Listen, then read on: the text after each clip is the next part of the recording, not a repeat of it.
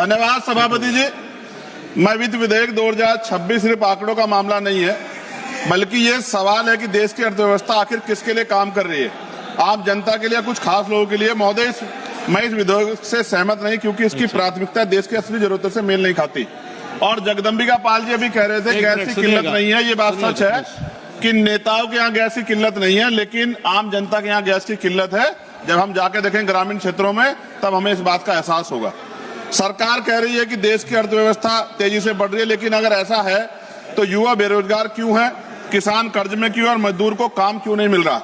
माननीय वित्त मंत्री जी बताएं कि 7% जीडीपी ग्रोथ का सीधा लाभ देश के किस वर्ग की आमदनी में कितने प्रतिशत बढ़ोतरी के रूप में दिखाई दे रहा है। टैक्स व्यवस्था से बोझ किस पर और राहत किसको। सरकार कहती है कि टैक्स सिस्टम आसान किया गया है, लेकिन सच्चाई यह है कि ज्यादा बोझ उसी पर पड़ता है जो अपनी कमाई रोजमर्रा के खर्चों में लगाता है। टैक्स का मकसद सिर्फ पैसा जुटाना नहीं, बल्कि लोगों को राहत भी देना भी होता है। सरकार कहती है कि विदेश नीति मजबूत है, लेकिन क्या इससे महंगाई कम हुई, क्या इससे ऊर्जा सस्ती हुई, क्या पेट्रोल डीजल सस्ता हुआ। अगर हम सस्ता तेल खरीद रहे हैं तो उसका फायदा जनता को कम मिलेगा। महोदय, रूपा केवल एक मुद्रा नहीं, ये देश की आर्थिक ताकत और आत्मविश्वास का प्रतीक है। आज स्थिति यह है कि लगातार डॉलर के मुकाबले रुपया कमजोर हो रहा है, जिसके कारण पेट्रोल डीजल गैस सब महंगा हो रहा है। माननीय वित्त मंत्री जी बताएं कि रुपए की गिरावट को रोकने के लिए वित्त विधेयक 2026 में कौन से ठोस कदम उठाए गए हैं। क्या कोई स्पष्ट रोड मैप है जिससे रुपया स्थिर और मजबूत हो सके। महोदय, महंगाई पर आंकड़ों में राहत, लेकिन घर के बजट में दबाव है। सरकार कहती है कि महंगाई नियंत्रण में है, जबकि मौसमी के जनवरी 2026 के आधिकारिक सीपीआई डेटा के अनुसार खुदरा मुद्रास्फीति 2.75% और खाद्य मुद्रास्फीति 2.13% रही। और कच्चे तेल की कीमतें अंतर्राष्ट्रीय बाजार में उतार चढ़ाव करती, लेकिन भारत में कीमतें हमेशा ऊंची रही, उसका लाभ जनता को नहीं मिला। बढ़ती गैस सिलेंडर की कीमत हर गरीब और मध्यम वर्गीय परिवार की चिंता कारण बनी हुई है। पहले नोटबंदी की लाइन और फिर ऑक्सीजन की लाइन, सिलेंडर की लाइन। क्या इस सरकार ने देश की महान जनता को लाइन में लगाने का ठेका ले लिया है।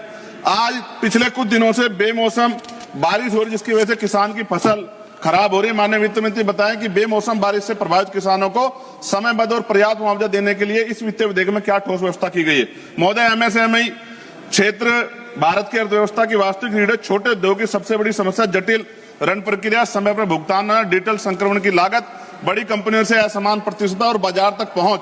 क्या इनमें से किसी समस्या का समाधान इस विधेयक में निर्णायक रूप से लिया गया है। माननीय वित्त मंत्री जी बताएं कि वित्त विधेयक 2026 में ऐसा कौन सा बड़ा कदम उठाया है कि एमएसएमई, ग्रामीण, गैर कृषि क्षेत्र और महिलाओं के रोजगार को निर्णायक गति दे सके। 5 मिनट में प्राथमिकता दी जाए ताकि व्यापार और किसान को इसका लाभ मिल सके।